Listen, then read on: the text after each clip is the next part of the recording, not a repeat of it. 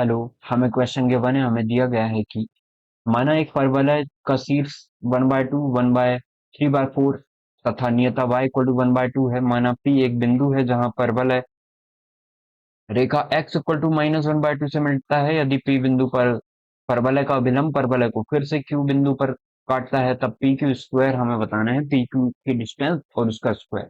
ठीक है, तो हम सबसे पहले इसे ड्रॉ कर लेते हैं। हमें बोला है नीता y इक्वल टू 1/2 है, y इक्वल टू 1/2 मतलब ये पॉजिटिव हो जाएगा। ठीक है, हम ऐसे मान लेते हैं कि एक परबोला है जिसका शीर्ष कितना है 1/2 3/4। ठीक है, ये परबोला है, हमने मान लिया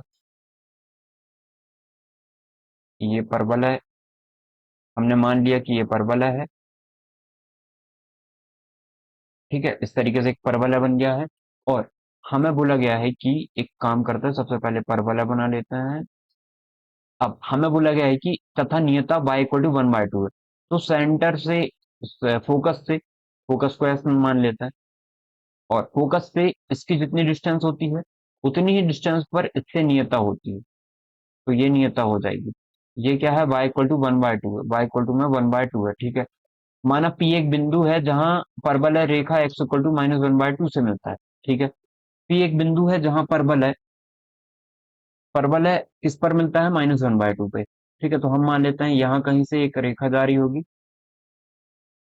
ये रेखा किसकी होगी, x इक्वल टू -1/2 की। ठीक है, अब ये P बिंदु हो जाएगा आपका। अब यदि P बिंदु पर परवलय का अभिलंब परवलय को फिर से Q पर काटता है, तो इससे यदि हमने एक अभिलंब ड्रॉ किया तो ये आगे चल के Q पे काट रहा है। ठीक है, तो हमें बताना है कि पी क्यू की डिस्टेंस कितनी हो जाएगी, उसका स्क्वायर बता देंगे हम। तो हम ऐसे कर लेते हैं इस क्वेश्चन को कि हमें पता है कि ये क्या था, y इक्वल टू 1/2 था। इसके शीर्ष के निर्देशांक कितने हैं, 1/2 है, 3/4 है। तो 3/4 y की डिस्टेंस y से माइनस करें तो यहाँ से यहाँ तक की डिस्टेंस मिल जाएगी। तो 3/4 1/2 मतलब 1/4 आ जाएगा ये। तो 3/4 माइनस का 1/2 सॉल्व करें तो 4 एलसीएम, 3 का 3, 4 का 2 मतलब 2 का मल्टीप्लाई ऊपर हो जाएगा, तो ये 1/4 आ जाएगा। तो a की वैल्यू कितनी आ गई है, 1/4 आ गई है। यहाँ से यहाँ तक 1/4 आ गया, तो यहाँ से यहाँ तक भी 1/4 ही होगा। ठीक है, तो a इक्वल टू कितना आ गया, 1/4। अब हम क्या काम करते हैं, हमें बताना है इस p के निर्देशांक देख लेते हैं। p के निर्देशांक मिल गए, q के और निकाल लेंगे, डिस्टेंस निकाल लेंगे। अब यदि x -1/2 है, सबसे पहले तो हम परवलय की इक्वेशन निकालें। हमें शीर्ष कितना दिया है, तो x-2 का स्क्वायर हो जाएगा इक्वल टू में y-3/4 हो जाएगा। अब a की वैल्यू कितनी है, 1/4 है। अब a की वैल्यू 1/4 है तो 4 मल्टीप्लाई a, 4a आता है ना यहाँ पे, तो 1/4 हो जाएगा। 4 से 4 कैंसिल, मतलब x-1/2 का होल स्क्वायर इक्वल टू में y-3/4 आ जाएगा। ठीक है, ये इसे इक्वेशन नंबर 1 दे देते हैं। ये पैराबोला की इक्वेशन निकली है। अब हमें क्या बताना है, यदि p बिंदु पर अभिलंब परवलय को फिर से क्यू पर काटता है तो पी क्यू की हमें लेंथ बतानी है। ठीक है, तो हम एक काम कर लेते हैं, हम इक्वेशन 1 को आप ना इसको ऐसे कर सकते हो कि यदि इस पॉइंट से जाने वाले परवलय की इक्वेशन क्या होगी, अभिलंब की इक्वेशन क्या होगी, आप उससे भी कर सकते हो। बाकी इजीली जो करोगे बाद में, इतना बेसिक तो आता होगा कि इसको डिफ्रेंशिएट कर पाओ आप। नहीं आता तो मैं बता दूंगा। ठीक है, तो यदि हम -1/2 रखते हैं एक्स, तो वाई कितना आ जाएगा पहले वो देख लेते हैं। वाई आ जाएगा अपना, इस पे रख देते हैं, इस इक्वेशन पे हम रख देते हैं वैल्यू। तो यहाँ पे देखते हैं, इस पे यदि हम वैल्यू रखें, इस इक्वेशन पे यहाँ पे वैल्यू रख दें, एक्स की वैल्यू -1/2, -1/2 का स्क्वायर इक्वल टू में वाई माइनस का 3/4। ठीक है, y माइनस का 3/4 हो गया, तो इसको मल्टीप्लाई करें तो 2 मल्टीप्लाई माइनस का 1/2, मतलब माइनस का 1 -1 का स्क्वायर प्लस का 1 इक्वल टू में 5, y-3/4 आ जाएगा। 3/4 इस तरफ आएगा, तो y इक्वल टू में कितना आ जाएगा, 1 + 3/4, इसका मतलब 7/4। ठीक है, तो y की वैल्यू कितनी आ गई, 7/4 आ गया है। ये 7/4 आ गया। तो अब हम एक काम करते हैं, इसको हम डिफ्रेंशिएट कर देते हैं। इसको इक्वेशन जो 1 हमने माना है उसको बोथ साइड में डिफ्रेंशिएट कर देते हैं। ठीक है, तो यदि हम डिफ्रेंशिएट करें तो कितना आ जाएगा, चेक करते हैं। तो ये आ जाएगा, x के रिस्पेक्ट पर कर रहे हैं तो 2, x -1/2 आ जाएगा। और फिर x -1/2 का फिर से करेंगे तो 1 आ जाएगा, और ये 0 हो जाएगा, तो 1 - 0 मतलब 1 इक्वल टू में y-3/4 का करेंगे तो y डैश आ जाएगा ये, और इसको 0 लिख देंगे, तो y डैश इक्वल टू में इतना आ गया है। या वाई डैश इक्वल टू में 2x-1/2 आ गया। आई होप आपको ये समझ में आया होगा। यदि इससे नहीं करना है तो कैसे करोगे, नॉर्मल की इक्वेशन निकाल लोगे इस पॉइंट से जाने वाली, अभिलंब का समीकरण। अब फिर वो इसको और सेटिस्फाई करेगा तो इस पॉइंट के लिए हम मान लेंगे टी के टर्म में एटी स्क्वायर, जो 280 के टर्म में हम मानते हैं। तो वो वाली चीज जो मैंने Y square equal to 4x के लिए दिया है, एक्स स्क्वायर 4y के लिए क्या हो जाता है 280 एटी स्क्वायर। ठीक है, तो उस तरीके से भी कर सकते हैं, और भी कई तरीके हैं जो इस क्वेश्चन को सॉल्व कर सकते हैं। ठीक है, तो एक काम कर लेते हैं अब, हमें ऐसा क्यों किया हमने, ताकि हमें स्लोप मिल जाए। ठीक है, तो अब हम एक्स और वाई की वैल्यू रख देते हैं, मतलब स्लोप कितना होगा, इक्वेशन ऑफ सबसे पहले स्लोप कितना होगा वो देख लेते हैं। एट पॉइंट -1/2 7/4 के लिए स्लोप कितना हो जाएगा, इसकी जितनी स्लोप होगी उसका, हम ये क्या कर रहे हैं, हम टेंजेंट की स्लोप निकाल ले रहे हैं। ठीक है, टेंजेंट कितना निकल जाएगा, टेंजेंट की स्लोप कितनी आ जाएगी वो देख लेते हैं। तो यदि हम यहाँ पे x की वैल्यू कितनी रख दें, -1/2 रख दें। ठीक है, तो x की वैल्यू यदि -1/2 रख दें हम यहाँ पे, तो y डैश कितना आ जाएगा, वही स्लोप होगी हमारी, डी बाबा डी एक्स ही तो स्लोप होती है। ठीक है, वही तो चेंज है, तो y डैश इक्वल टू में कितना आ जाएगा 2, और यहाँ पे -1/2 रखें, यहाँ पे -1/2, y तो रखने के लिए है नहीं, तो ये हो जाएगा 2 मल्टीप्लाई में -2 अपॉन में 2, 2 से 2 कैंसिल, -2 आ गया। y डैश मतलब यही स्लोप हो जाएगी हमारी, स्लोप ऑफ टेंजेंट कितनी आ गई है, -2 आ गई है। ठीक है, यह प्रवणता आ गई है -2। अब यदि ये -2 है, इसका मतलब नॉर्मल की स्लोप कितनी हो जाएगी, टेंजेंट और नॉर्मल परपेंडिकुलर होते हैं, इसका मतलब m1 multiply m2 equal to में -1 होगा। या फिर स्लोप कितनी है इसकी, स्लोप है -2, स्लोप है आपकी -2 इसकी, तो m2 कितना निकल के आ जाएगा वो देख लेते हैं, -1 होता है, तो m2 आ जाएगा अपना, माइनस से माइनस कैंसिल, 1/2 आ जाएगा। m2 कितना आ गया, 1/2 आ गया। इसका मतलब इक्वेशन ऑफ नॉर्मल निकाल लेते हैं हम। ठीक है, जो कि पी पॉइंट से -1/2 और 7/4 से जाती है।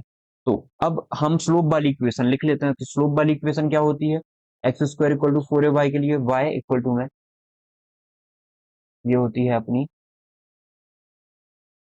y इक्वल टू में mx माइनस ए एम का स्क्वायर। स्लोप तो निकल गई है, स्लोप कितनी निकली है 1/2, इसका मतलब ये हो जाएगा 1/2 x/2, और 1/2 मतलब 1/4, और a की वैल्यू कितनी थी, a की वैल्यू 1/4 थी, और एम स्क्वायर कितना आ गया है 1/4 आ गया है ये भी। तो ये आ जाएगा x/2, और ये आ जाएगा 1/16। ठीक है, अब एलसीएम लें हम, तो एलसीएम 16 आ जाएगा। इसको आगे देखें, एलसीएम कितना आ जाएगा 16, ये आ जाएगा 8x माइनस का 1। ठीक है, इक्वल टू में y, 16y इक्वल टू में, ये तो इतना आ जाएगा 16y। हम क्या कर रहे हैं, हम स्लोप की इक्वेशन निकाल रहे हैं। स्लोप की इक्वेशन किस पॉइंट के लिए, -1/2 और 7/4। ठीक है, तो यदि हम देखें, ए कितना था हमारा, ए तो 1/4 था।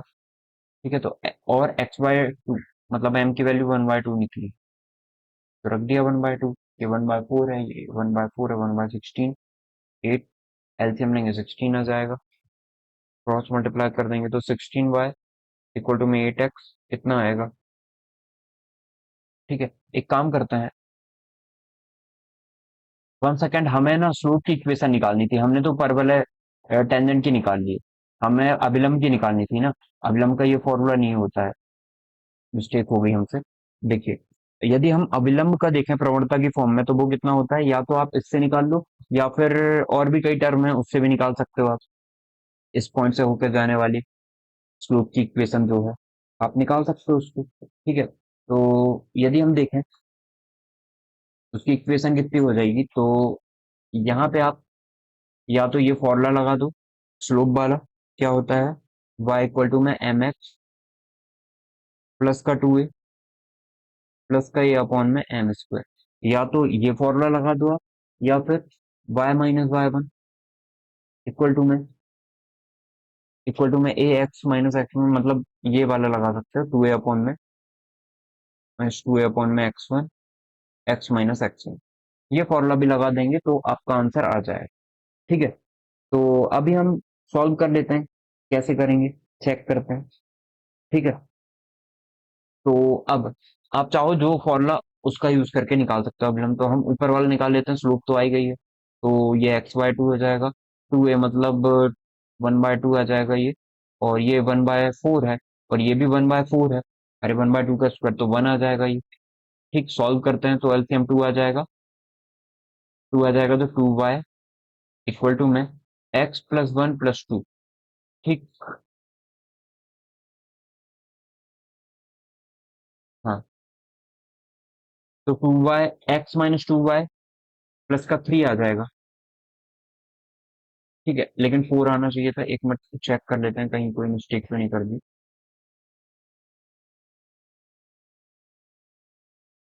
यहाँ पे कितना है, m है, m की वैल्यू 1/2 आई है। 2 मल्टीप्लाई में 1/4, 2 मल्टीप्लाई में 1/4 तो 1/2 आ जाएगा, करेक्ट है। फिर a अपॉन में m स्क्वायर, a 1/4 है और ये भी 1/4 है। ठीक, तो ये आ जाएगा 2y, 2+1 3 होता है ना। या ये ना, एक सेकंड, ये वाली इक्वेशन जो है वो किसकी है? ये वाली इक्वेशन है अपनी, जब हमें पॉइंट गिवन होते हैं स्लोप की फॉर्म में, जैसे हमने मान लिया -2a/m तब ये फॉर्मूला हम यूज करते हैं। हमें स्लोप नहीं गिवन ना, तो ये तो इजीली निकल जाएगा, इतना सब करने की जरूरत नहीं है। हम ऐसे बता देते हैं, स्लोप की इक्वेशन एक पॉइंट से जाने वाली, अरे एक लाइन की इक्वेशन जो एक पॉइंट से होके जाती है क्या होती है? y-y1 इक्वल टू में mx-x1, ज्यादा कुछ करने की जरूरत है ही नहीं। ठीक है, तो ये लगा देते हैं, y माइनस का y1, y1 कितना, 7/4 है, इक्वल टू में m कितना है जी? m है अपना 1/2 निकला हुआ है। x माइनस का x1 मतलब प्लस का 1/2 हो जाएगा, माइनस माइनस प्लस हो जाएगा। ठीक है, तो अब एक काम करते हैं, सॉल्व कर लेते हैं इसे। तो सॉल्व करेंगे तो यह आ जाएगा 4y माइनस का 7/4 इक्वल टू में 1/2 बाहर ही है, ये सॉल्व करेंगे तो 2x प्लस का 1/2। ठीक, 2 + 2 × 2 4, 4 से 4 कैंसिल आउट, क्या आ जाएगा? 4y माइनस का 7 इक्वल टू में 2x प्लस का 1, 7 इस तरफ लेके आ जाओ तो 8 हो जाएगा। तो 2x माइनस का 4y प्लस का 8 इक्वल टू में 0, 2 से डिवाइड कर देते हैं तो ये आ जाएगा x माइनस का 2y प्लस का 4 इक्वल टू में 0। ये आ गई है हमारी अविलंब का समीकरण आ गया। ठीक है, अब ये अविलंब का समीकरण आ गया है, तो अब हम एक काम कर लेते हैं। हमें पता है कि ये अभिलंब किससे होके जाएगा, क्यू से भी होके जाएगा। ठीक है, अब क्यू का और ये अभिलंब का इंटरसेक्टिंग पॉइंट निकाल लेते हैं, जो कि यहाँ पे होगा। ठीक है, तो इंटरसेक्टिंग पॉइंट कैसे निकालें? हमारे पास इक्वेशन है x-2y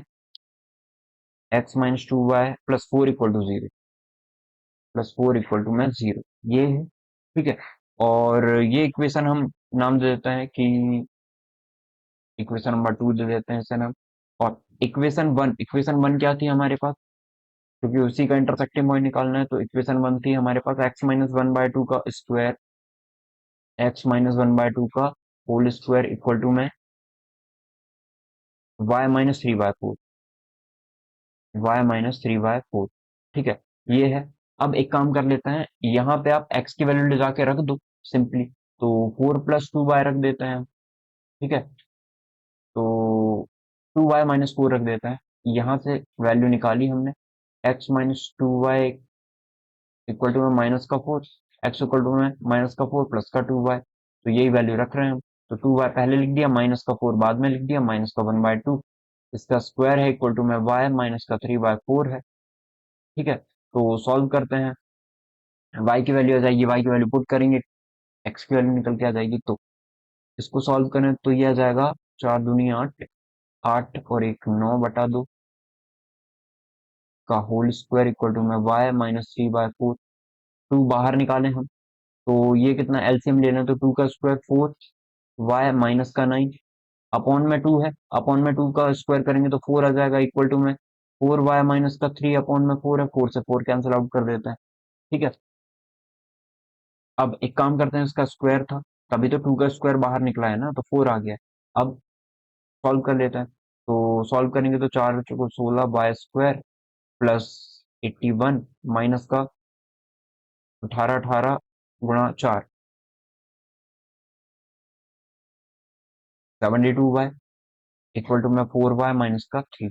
सॉल्व करें तो 16y² माइनस का 72y, 4 और आ जाएगा माइनस का 76y हो जाएगा, -3 यहाँ है तो प्लस का 84 हो जाएगा इक्वल टू में 0।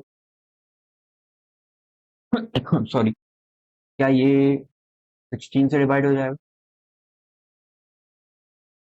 4 से हो जाएगा, 4y²,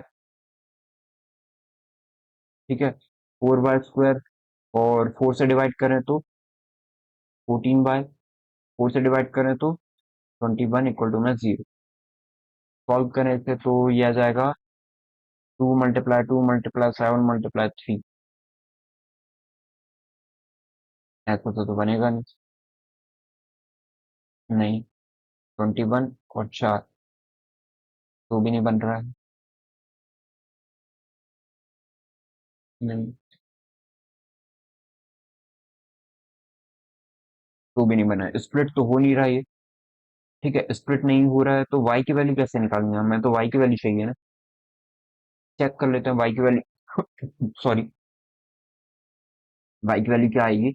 इसको आप चाहें तो पाइथागोरस, सॉरी, इससे कर सकते हैं, बस कहीं ये बस इक्वेशन करेक्ट निकली हो। 16y² माइनस का 76, 3 इस तरफ आया, प्लस का हो गया 84 हो गया है,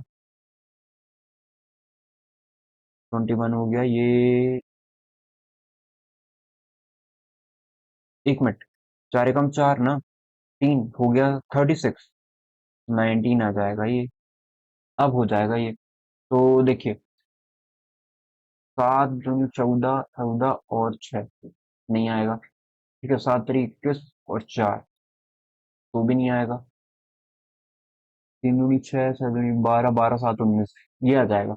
तो 4y² माइनस का 12y माइनस का 7y प्लस का 21 इक्वल टू में 0। तो यहाँ से यदि हम देखें तो y कॉमन आ जाएगा, 4y कॉमन आ जाएगा, कितना बचेगा?